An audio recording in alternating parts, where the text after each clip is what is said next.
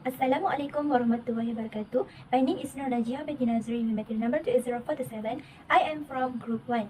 I would like to present about introduction of audit revenue cycle. Audit procedures, audit data, audit evidence, and audit objectives have all been covered previously. We generally apply transaction classifications, account balances, and disclosures in this report. According to the revenue recognition in the Malaysian Accounting Standard Board's MASB, there are two factors that cause management to purposely mislead revenue cycle assertions. Firstly, there is pressure to either overstate cash and gross receivables or understate the provision for doubtful debts in to demonstrate stronger working capital or liquidity. And the second one is in order to declare profitable targets, there is pressure to increase the revenue. Next, we move to internal control of audit of revenue cycle. As we know, revenue is an examination of company's billing process from beginning to end, including scheduling, insurance, verification, coding, and charge input. Also payment, posting, and all require follow-up. The choices and procedures require for giving customers ownership of products and services after they are made available for purchase. The revenues inherent risk must be evaluated and tests must be done to see if it is largely free from any fraud or misstatements in financial statements. The auditor can offer some assurance that the company can do if their audited financial statements having something wrong over. Internal control auditing issues may potentially have an impact on the financial statements audit. In integrated audits, controls are typically applied by auditors to reduce the amount of substantive testing that they perform on the financial statements, accounts, and disclosures.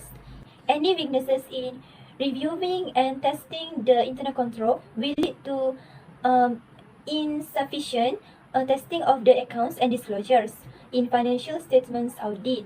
Investors may not feel as confident in the financial statements they are relying on as they would if there had been an audit as a result. The problem or issues the internal control in audit or revenue cycle is the possibility of revenue and account overstatement rather than understatement.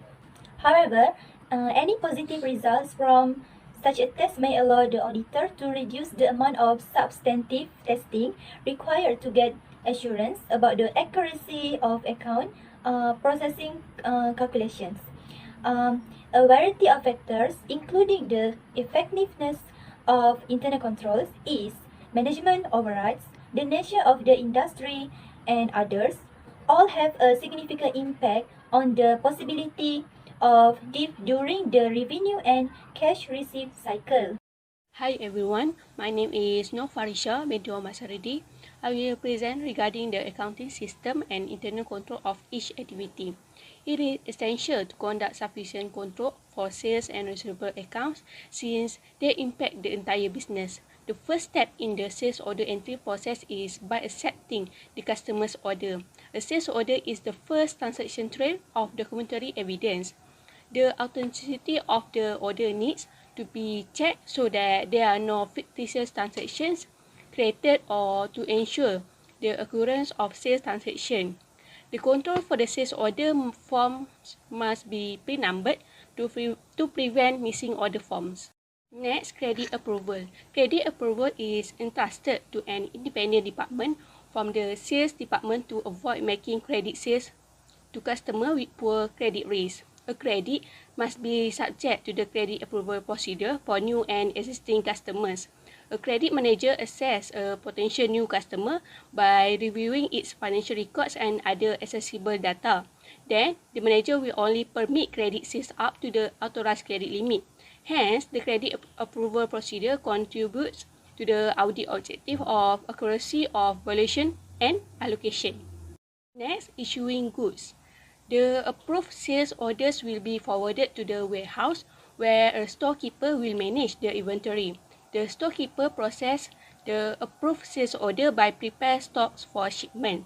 The shipment of goods is enclosed with a shipping document such as a bill of lading. The bill of lading, which contains pre-numbered, helps to establish cut-off at year-end and to ensure the completeness of recorded sales of transaction.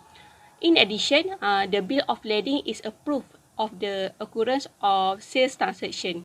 Next is invoicing customer. The accounting or finance department will create and send a sales invoice. Control should be established to ensure that invoice amounts are accurately calculated at an authorized price, no fictitious sales transaction or duplicate invoice are issued and recorded, and then invoice amount are accurately calculated at an authorized price. Next is recording the sales. Control should be established in recording sales to ensure that all sales transactions are recorded, no overstatement of or fictitious sales, and the amount of sales should be recorded accurately in the proper period. And then collection of cash, sales and receivables. The process of cash receipt from sales and receivables involve receiving cash, depositing cash in bank, and recording the receipts. Lastly, adjustment to sales and receivables. To guarantee the accuracy of transaction, control over adjustment to sales and receivables for discount, sales return and allowance, and write-off of accounts receivable is crucial to make sure all the transaction recorded is really occurred. That's all for me. Thank you. Next, I will proceed with performing audit procedure, which is test of control and substantive procedure. Test of control is to show if any internal control are effective at identifying any major misstatement in financial statement exertion. Okay, next, test of control, which consists of two types, which is design effectiveness and operational effectiveness, is meant to ascertain whether the control over sales is operating effectively. And as a result, the effectiveness can aid the auditor in developing a preliminary procedure of control rates, which is control are to be found effective if the amount of substantive will be significantly lower. Is presented according to test of control, and exception such as included classification, authorization, and completeness.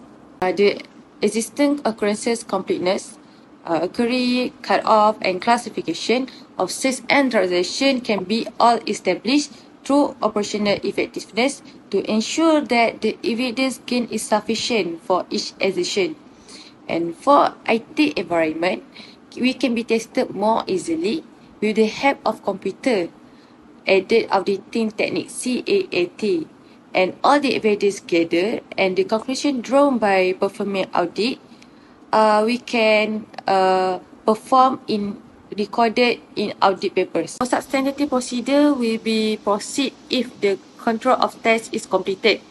Okay, effective substantive procedure will help lower the risk of detection, and there are three different categories of procedure substantive, which is first analytical procedure, second test of detailed transaction, and lastly test of detailed balances. Analytical procedure is process evaluate and compare financial and non-financial. They are inconsistent, such as example, we compare amount of 2 years period. For instance, the total of sales in 2021 and 2020 will be compared, and the gross margin percentage can be estimated. And this technique is too easier to identify problem areas and carry out more through tests which can investigate further. Meanwhile, test of detailed transaction is focused on individual transaction that draw a conclusion regarding the accounts balance while verifying actual quantities rather than controls. Such as we have here cut-off and vouching, and the function is to get adequate audit evidence of existence, rights and obligation, correctness of sales, and acceptability among the things. Lastly, test of detailed balance, which is a test of specific balance to check whether about the confirmation and existent account verification. And this is demonstrate and conclude that two types of performing audit procedure which is that I been presented substantive procedure and test of control are related to each other and all transactions are all reasonable.